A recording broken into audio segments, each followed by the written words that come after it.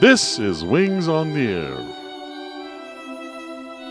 Hi, I'm Ann Edenfield-Sweet, the Executive Director of Wings for Life International. Welcome to Wings on the Air. We are going to have a great show for you today. Today we have Leticia Chavez-Paulette, who is the volunteer coordinator of volunteers for the state of New Mexico and faith-based coordinator, and Kevin Everett, who is one of our wonderful chaplains in the state of New Mexico, prison chaplain. We are so happy to have you here today, and we want to learn all about the prison system. So first of all, I'd like to, Leticia, why don't we start with you? What brings you into this field? How do you feel so called to be doing this position? Well, first of all, I'm called because I've started in the correction system a while back, and then I started a nonprofit organization, a transitional home for women who were released from incarceration and wanted to seek a different life after their release, and I ran that for about 13 years. And then this job came up, and I was asked if I would apply for it, and I figured God was calling me in a new direction, so I went ahead and applied and was accepted. Well, I know, and I've known you for many, many years, Yes. and we've worked together, and it's just a joy to have you in this position, because to be in charge of all the volunteers and all the programs across all of our state facilities, that's very exciting. And then, Kevin, you're one of our great chaplains, so tell us, what brought you into the chaplaincy field in the prisons? Well, of course, I was a pastor for many years, and during that time, I was involved in prison and jail ministry. And then had some transitions in life, and this was an area where I sensed that God was leading and opening doors. And so about 5 years ago, I moved from pastoral ministry on the outside to pastoral ministry in the prisons. And so I just know this is where God has called me to be, and I enjoy it. You know, when you're doing what God wants you to do, there's a joy that comes with that as well. Well, I know that because I've been in prisons with you, and I know it's natural for both of you, and I know it truly is your calling in life, and you make such a difference with the inmates that you're working with. Leticia, why don't you share, how do people get involved in volunteering in prisons? What does that take to do that? Well, you know, I think first of all, I think people are drawn to prison ministry because there's maybe somebody in their life that has been incarcerated, or it has affected their life somehow. And so I think they also have a passion to help people, for those that are lost, and a lot of them feel abandoned or are abandoned, you know, because of things that happened in their life, or incarceration, being involved with the judicial system. So I think they just have that desire to help the least of these, right? And so they have to go through a process, through a training, and you know, we just connect them to what they're best fitted for in the facilities.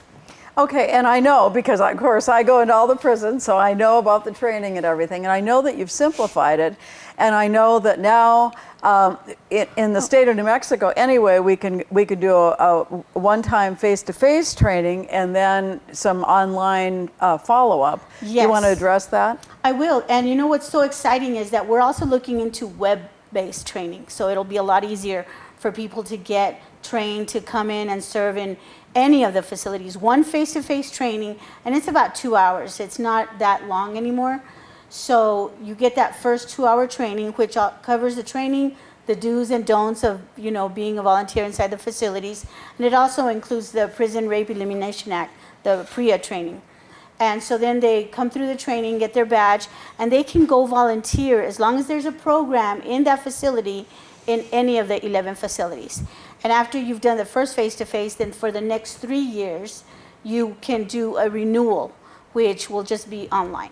Yeah, so it's really quite simple. So if Yes. anybody is listening and you want to go into the prisons, Leticia is the one to go to. Now, I know because I do this, so I first get qualified with you, and then I deal with the local prison chaplain. So tell me about your involvement with volunteers and what that means to you as an actual staff member within a prison. Sure. So we are involved with the training as well. And so then once that is done, we work with the volunteers, whether it be from a church or from another organization that's coming in, because we also help not just faith-based volunteers, but volunteers that come in to work in education or those areas. And so we help them to find the right fit for them within the facility, where and what group of persons that they're going to be working with. Also working with them with schedule and scheduling their times to come in and so forth, and maintaining that contact. Communication is so important, and that's what really makes it work, is being a point of contact for the volunteers, and so that they feel comfortable with what's happening on our end as far as the correctional facility, but also that we're communicating from the staff there as well back to the volunteers, so they know how better to meet the needs as they come in. Yeah, good. Now, Letitia, there are so many different ways to volunteer. Of course, we go in as a faith-based organization, but do you want to address some of the different entities and agencies that you're doing training for? Sure, and that's just like what Chaplain says, that there's all kinds of departments that volunteers can come in and assist with. For example, education, they can come in and assist with educational needs like tutoring, or helping people with math or whatever, helping people with their GEDs, helping with completing Pell Grants, things of that nature. Just being an assistant to somebody in education. We have the yoga. We also have yoga. We have people that want to come in and be perhaps like peer mentors. People that have been formally incarcerated can also come in after a certain amount of time, can come in and become peer mentors. So there's all kinds of opportunities within the New Mexico Department of Corrections where people can come in and volunteer. And again, it's not just faith-based, it's also the secular aspect of, education and mental health, behavioral health, all kinds of things. Yeah, AA, NA, oh yes. All yes. of those different yes. organizations. And so Kevin, within the prison, you're the site coordinator then for all the volunteers. So what else do you do? What are the typical, a million things I know, but what are some of the job duties that a chaplain has? Because I think there are a lot of people that say, well, what does a chaplain do within the prison system? Right, and we have a broad range of responsibilities. But one of the primary things we do is to ensure that the men and women who are incarcerated are able to practice their faith, whatever that faith might be. We help them to do that, to make sure that their rights to do so are followed through with. But also, then we provide pastoral care when that's needed. It could be to somebody of any faith, or maybe no faith at all. Sometimes people just need somebody to talk to, and so we're there to do that. But we also have another aspect to our jobs, because we not only minister to those who are incarcerated, but also to the correctional officers and the staff, because they have a very stressful job, and they sometimes go from very mundane tasks to an emergency. And so very often, and plus all just the regular cares of life. And so we're there for them also. We work with the volunteers to coordinate what they're doing. And then we just also sometimes, when we have the opportunity, we conduct services in our own tradition, whatever that might be. And so it's no 2 days are exactly alike, I guess we can say that. I am sure that is true. I've been in enough prisons to know there's no duplicate day, I don't think at all.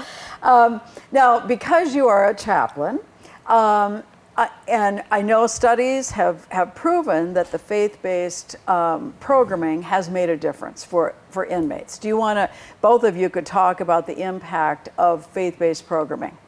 So whoever wants to address that one first. Well, that has been a question, in the past. How much impact does this really have? Because we've all heard the old stories about jailhouse religion, and those kind of things.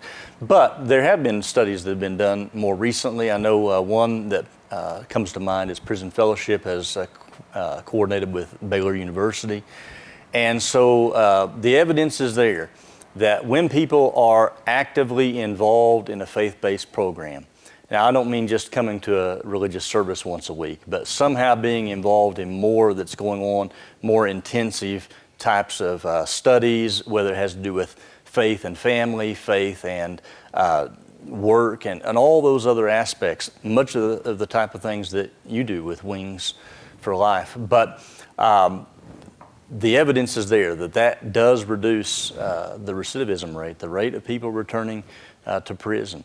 And then for those just on a day-to-day basis, that maybe even those who aren't as involved, you know, it's bringing something positive. Our volunteers bring so much good programming, positive things, and even that in itself has an impact on the thinking and the everyday lives of the men and women who are incarcerated.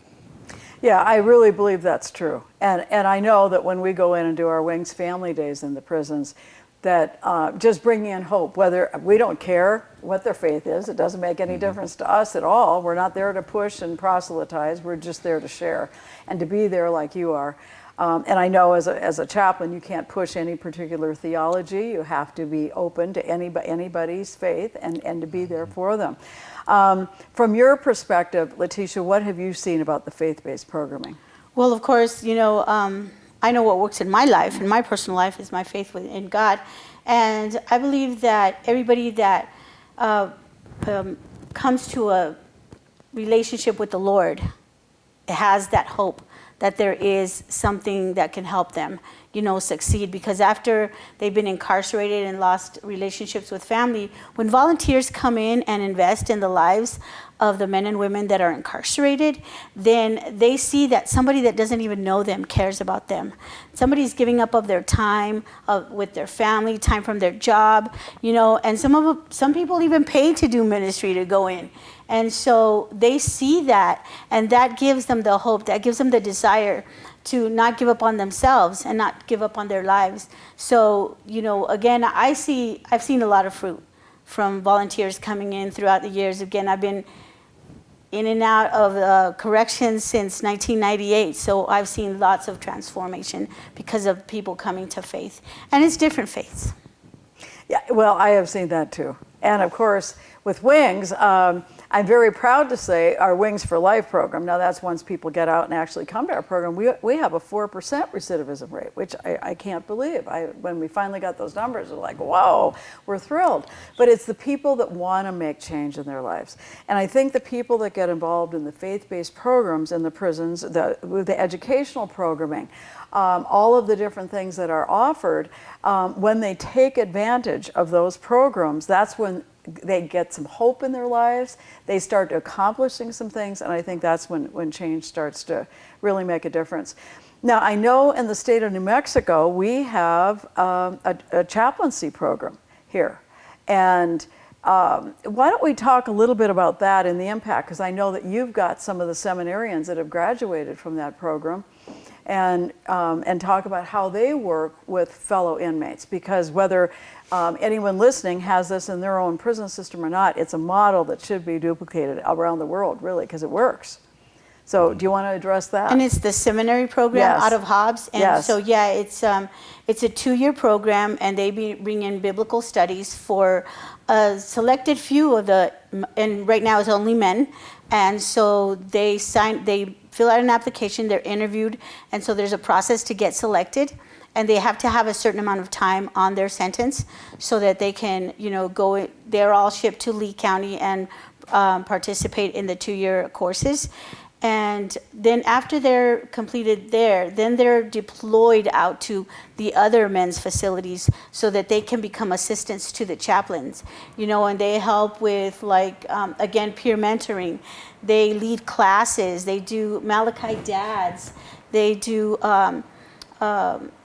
they monitor, you know, they assist with mental health issues. You know, if somebody's like on a suicide watch, they'll sit outside the cell just being there, you know, and again, many times inmates respond better to other inmates. Yes. You know, and so they're a great asset to the department, and we're hopeful that at some point that the women will get it as well. And they get a degree too. Yes, they get a 2-year degree. 2-year Yes. degree. And you've actually got some of those seminarians working with you. And what's the impact on your facility? And I'm sure the help to you that they give to you too. Oh, absolutely. Yes. Yeah. They really have been an asset to the facility, not only from the chaplain's perspective, but all of the staff. You know, they're a help to them. As Leticia said, they help with mental health and the observations when they're needed. In the facility I'm at with a long-term care unit, we have people who are very ill, and some, possibly their life may end there, as they're getting to that stage in life. And so the men are able to be with them. And, I was thinking the other day what a privilege that is, because we don't, from a pastoral perspective, I can't imagine, I wouldn't want anybody to die alone. And I know that they're in a facility and there are nurses and doctors and all the people around, but to have somebody there that can be with them, that's a tremendous blessing. And knows as them well. and cares a little bit more than just showing up at the last minute. Yes. To be yes. Yeah. And so they're doing That's that. They're wonderful. carrying on programs. They're teaching. They're facilitating. Other courses. And the good thing is too, they're able to continue to pursue their education. Many of them are. So we have some of the men who actually now are.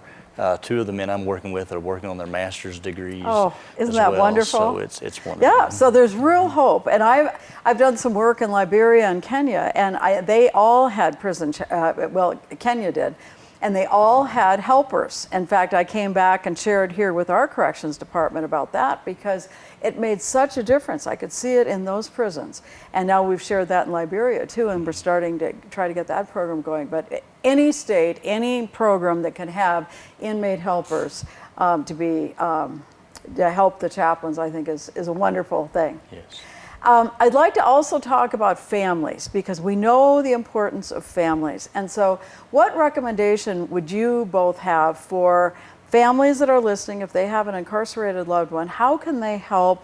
What kind of encouragement would you offer to them? I would encourage them to continue to maintain contact with their family member that's incarcerated, because that is so instrumental in a man or woman's recovery and in their rehabilitation. And then if the family member is going to be going out to them, then they should both be on the same page. Because if the family's not changing and the inmate's changing and they're going back to the same old thing, then, usually the person relapses or whatever. But I think if they're both changing at the same time, it creates that special bond, so it's instrumental to, I don't know everybody's personal, story, but at least to forgive. There's always, when everybody deserves a second chance, and so give them a second chance, maybe third or fourth chance. As many chances as it takes. Jesus, 70 times. Exactly.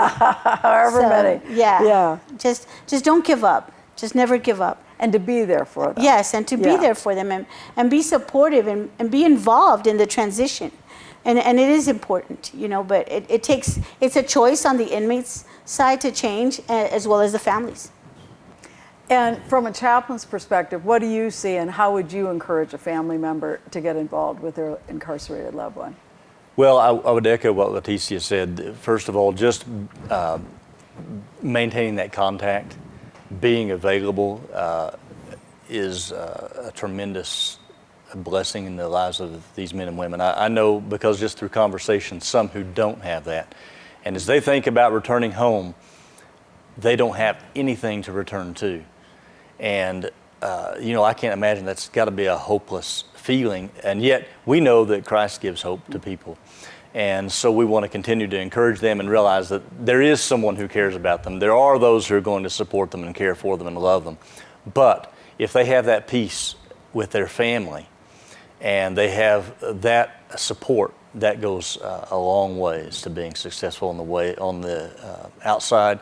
But also, again, I just would echo what Leticia said, that the family can work on things, because, we all have our issues.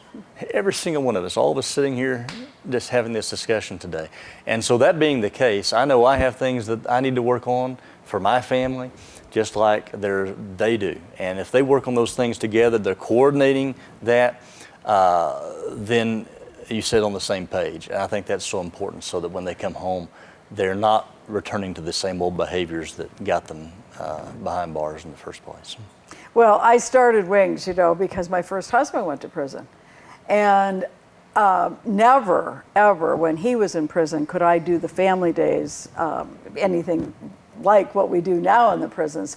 And the goal is to bring the families together with the children and give maybe dad or mom who is addicted, never played with kids, never did crafts with them, never even ate a dinner around a dinner table together, to give them that opportunity to start rebuilding those relationships. Because I know how important it is when somebody comes home from prison, because I didn't think I'd changed much. Well, I had changed a huge amount, and so had my husband.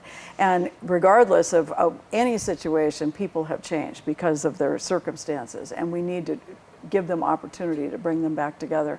So, of course, that's what we're trying to do, too, through Wings. It's always fun to talk about positive stories. So are there any positive stories that you can think about, people that have gone through the system, have come out and changed, their lives, and now they're changing our lives? Any stories that either of you want to share? Well, there's many stories on, that I know of, because I did have the Christian Transitional Home for Women. So many women came out, but one that's always, well, two of them that are very close to my heart are Rebecca, who got out. She was older, and she had done a little bit of time inside the facility. She came through the program, and initially she didn't want to stay there. And she fought it a little bit, but then she decided she was going to, go through it. It was 6 months, 6-month commitment. And when she finished, she ended up getting, continuing her education at 60. Okay. Oh my. And she went ahead and completed her degree at CNM, and reunited with her family, which there was a little bit of estrangement there, but there was reunification and there was success. And she invited me to her graduation, so I was very proud to be invited, first of all, and I was just very proud to see her success there. And then there was also Lorena, who also had a very, very, tragic childhood, and she did quite a bit of time as well.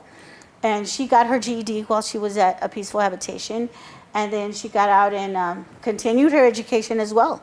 Yeah, there was a relapse or two, but hey, she got up, put her boots back on, and kept walking. So there's just so many. There's so many that have made that choice to succeed, and have reached out to resources like yourself and other organizations to help them make that transition. So it's pretty good. And we do have to brag on the corrections department, because they're making a lot of availability, a lot of programming available to the men and women that are incarcerated, so that they can change while they're inside. And that. I always encourage everybody that I meet within a prison, take advantage of every single program, because there are so many things that are being offered. Yes. And if they will just take advantage of them, they can change their lives. Yes. Very easily. Yes. Now, tell me about some positive stories that you've got. Okay. I'm like Leticia, there's just a lot of stories we could tell. I guess one that comes to mind actually comes out of the time when I was a pastor and doing volunteer work and those kind of things. But one of the churches as pastor, I had a young man involved in the youth ministry at that time, and his dad was in prison. That was he was raised in part by his grandparents, because his mother's life was unstable. But he was a very sharp young man. He went off to the university, and if there was a party, he was at it, that party apparently. And so he ended up in some trouble, and so the first time that I saw him back from college, his grandparents asked if I'd go visit him in jail, as before he was sentenced for some issues he'd experienced. And so we began to talk, and God just began to really do a work in his life. So he began to lead out in Bible studies while I was still in jail. And when he was released then from his time in prison, we began to just kind of work on a personal relationship and did some mentoring with him. And a few years later, God called him into ministry, and I was able to be a part of his ordination, and now he serves as a pastor in Colorado. And it's just, it's exciting to see, because as we've talked, how important family is. And now I know his dad is out of prison. I'd been, talking to his father for years, writing and that kind of thing. His dad's out of prison. He's doing well. But that's just amazing to me to see how God was at work in that situation, because it could have gone the other way. you know, and he could have spent many years in prison like his dad did, and we see that so often. But we do, and that's the tragedy in children, and that's why we're trying to work with Wings. We're trying to work with the children, because if we can catch those kids at an early age, because right now statistics are saying up to 72% of children of prisoners are going to prison. Who wants their kids to go to prison? No one wants their kids in prison. I've got 4 boys. I mean, my gosh, I sure don't want them in prison. So any last thoughts for the listeners? Because I want them to be encouraged, because I know the positive things that are going on in the prisons. I know the caring, dedicated people that we have in prison systems, not only in New Mexico, but I've done work all over the country. So any last thoughts that you'd like to share? Well, I just like to encourage the communities to, you know, not be afraid of people coming out of prison. They're simply people that made mistakes, got caught, but now they've already served their sentence. So give them a chance. 95% of them are going to be released. And so if volunteers are coming in to provide services and, you know, to be an encourager, to give hope, and so these people will be out and be good neighbors instead of bad neighbors. So know them as who they are now and give them a chance. And don't be afraid to come into the prison. You know, we're not so bad.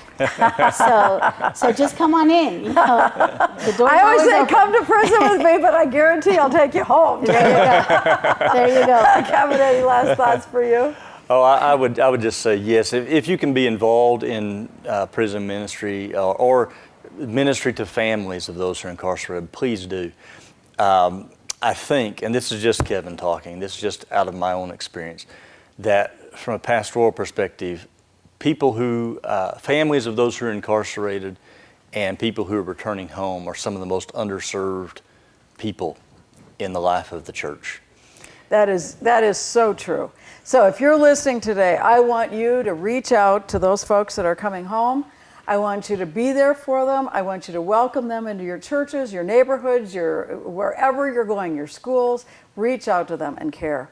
Well, thank you so much for being with us today. It's been awesome. I knew it would be, and thank you so much. This is Wings on the Air, sponsored by Rainstar Capital Group, managed by Regional Director Bob Moore. So call him if you have any needs for financial resources, which I know we all need that. You can call Bob at 505-331-4246. Thanks for joining us today on Wings on the Air. Wings on the Air is sponsored by Rainstar Capital Group.